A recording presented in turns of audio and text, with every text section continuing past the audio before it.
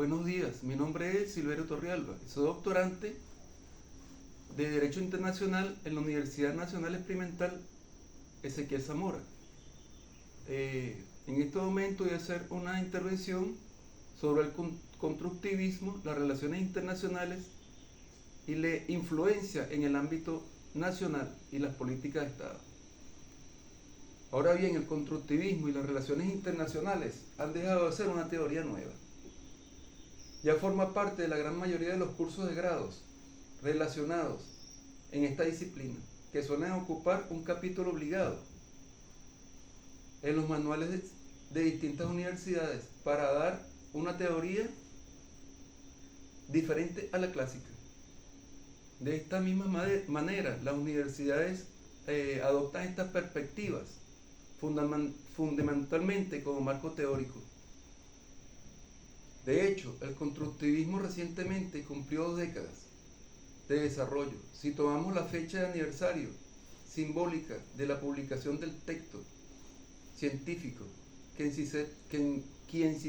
sin ser el primero, es ciertamente uno de los más citados cuando se habla de esta teoría, de identificar aún más.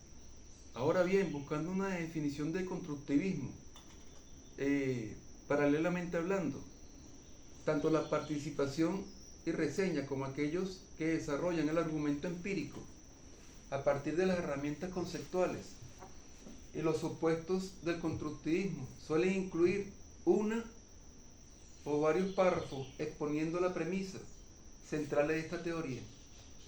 Estas definiciones son útiles para poner rápidamente en el tema central la perspectiva que resulta suficiente para dar cuenta de la totalidad del enfoque, si acaso algún semejante posible. En virtud de esto, es importante destacar que es una estrategia aceptada y consiste en seleccionar algunas características existentes y exponerlas sucesivamente, de manera que se complemente.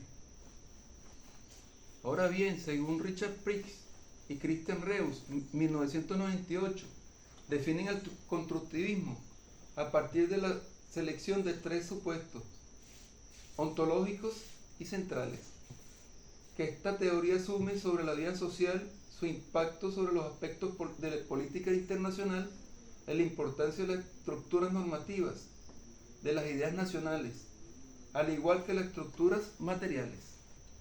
Ahora bien, las entidades como constructivistas de los intereses y las acciones, de manera del cómo entender esta construcción de los intereses claves para explicar una amplia gama de fenómenos internacionales, que los racionaliza a interpretación de algunos agentes. Ahora bien, estos agentes y las estructuras están mutuamente constituidas, pero a pesar del poder constituyente de las estructuras, estas no existen independientemente. Es nowhere graver partices de los agentes sociales. En ese marco, el constructivismo está estructurado en asociaciones humanas que están determinadas principalmente por ideas compartidas, más que por fuerzas materiales, y que las identidades y los intereses de los actores internacionales están construidos por esas ideas compartidas, en lugar de estar dados de manera natural.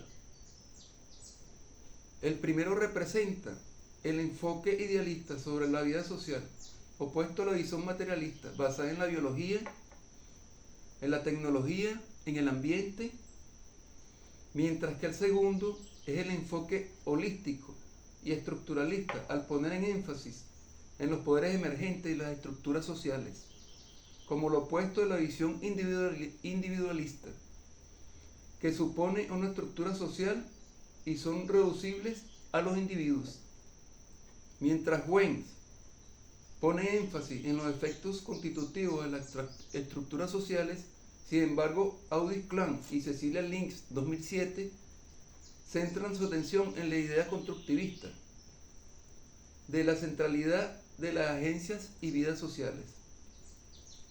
Según las autoras, tanto las unidades estructurales como el proceso de cambio están basados en la acción, las cuales forman parte de esta influenciada forma o teoría. Esta teoría se trata de fragmentada y mutua constitución entre los agentes y las estructuras sociales, pero a diferencia del individualismo propio de la teoría racionalista de la elección, el constructivismo piensa en la emergencia marcada de las entidades y los intereses y elementos que están dados. Por el contrario, esta teoría está basada en la construcción social, según el método constructivista. Ahora bien, como explica Jean-Michel 2007, al decir socialmente, se otorga mayor peso social como lo opuesto a lo material en la política mundial. A partir de este postulado, en los cuales tanto los hechos brutos de la existencia de las capacidades materiales, lo que importa es las capacidades sociales en el contexto social que le da sentido a estas capacidades. Eso se refiere a entender la existencia del mundo resultante de las interacciones entre los agentes de las estructuras y sus ambientes, norma social y discurso social. Ahora bien, puede verse como las consideraciones epistemológicas y ontológicas se mezclan entre las definiciones de manera inevitable, desplazando del centro de atención las referencias sobre las temáticas propias de las relaciones internacionales, lo cual ha disparado críticas hacia el enfoque respecto a su alejamiento de las cuestiones sustantivas y el objeto de estudio de esta disciplina. Paralelamente, si bien esta situación se fue modificando al correr del tiempo y la multiplicación de estos estudios empíricos desde el constructivismo fueron importantes, creemos conveniente subrayar el énfasis metateórico, que es consecuencia ineludible de los orígenes de esta perspectiva en el debate del racionalismo y el positivismo y el reflexionalismo, ocurriendo en esta disciplina desde la década de los 80. A estos efectos hay que fundamentar esta afirmación y al mismo tiempo disipar algunas difusiones entre el constructivismo, el reflexionismo, y dedicamos el siguiente apartado para esta cuestión. Paralelamente hablaremos de la política exterior en Venezuela. La política exterior se refiere a las acciones que emprenden un Estado por parte de una estrategia desarrollada mediante tácticas para lograr que se cumplan los objetivos económicos, políticos y sociales y culturales en pro de los intereses nacionales, dentro y fuera del territorio en el que se ejerce su jurisdicción. Aquí debe ponerse en relieve la capacidad de negociación internacional del Estado para que pueda ejercer y desarrollar todas sus capacidades en el ámbito internacional. En ese mismo ámbito, por su parte, Venezuela tiene como política fundamental el proceso de integración latinoamericana y del Caribe, con la misma constitución de un solo bloque regional, que consolide la Unión Latinoamericana y además la integración multipolar. Y una demostración de ese interés ha sido la participación constante del gobierno venezolano en las distintas reuniones que se llevan a cabo entre los países americanos, miembro de los distintos bloques de integración. El presidente de la República aboga por una mayor integración regional y sostiene que los países en desarrollo deben trabajar unidos para salir de la crisis que enfrentan. Actualmente Venezuela está llevando una reestructuración nacional de la transversalidad y modificar todos los ámbitos sociales. El gobierno ha introducido una reforma de concepciones doctrinales que rigen la actuación estatal en materia y políticas económicas, sociales, militares y culturales que promueven bajo el proyecto de la Revolución Bolivariana nuevos mecanismos y procesos sistemáticos para la conducción de los intereses nacionales en materia de seguridad. El nuevo nombre de la República Bolivariana de Venezuela da una connotación de autonomía e independencia en el ámbito interno y externo. Y se proyecta a nivel internacional de manera desafiante, motivado por las ideas de reemplazar la actual institucionalidad internacional por una supranacional más equilibrada, según el planteamiento de los pueblos latinoamericanos y del Caribe.